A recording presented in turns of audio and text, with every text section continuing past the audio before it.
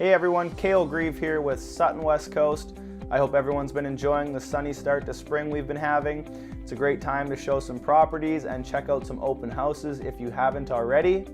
We recently heard a few big announcements from the government over the last week as far as trying to make housing a little bit more affordable for first-time home buyers.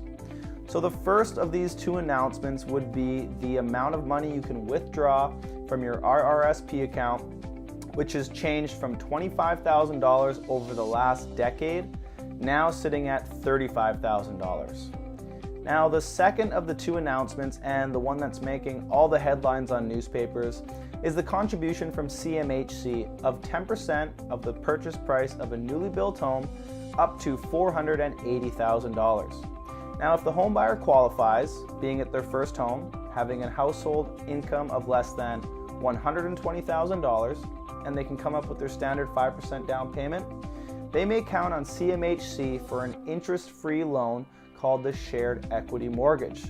Now, what the shared equity mortgage means is that CMHC will have a 10% stake interest in your property. This interest can be paid back years down the road, and we'll know more about how this loan can be paid back in the fall. Now, if property values rise over the following years, will there be inflation on that loan? If the property value decreases, will it still have to be paid back in full? This fall, we should have more answers to that question. For example, if a buyer wants to purchase a newly built home for $400,000, they'll have to come up with their standard 5% down payment, being $20,000, leaving them with a mortgage of $380,000.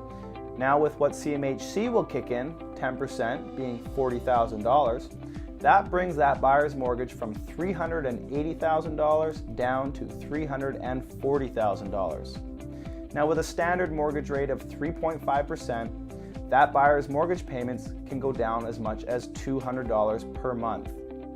These first-time home buyer incentives were just rolled out, so it'll be interesting to see how they unfold over the coming months.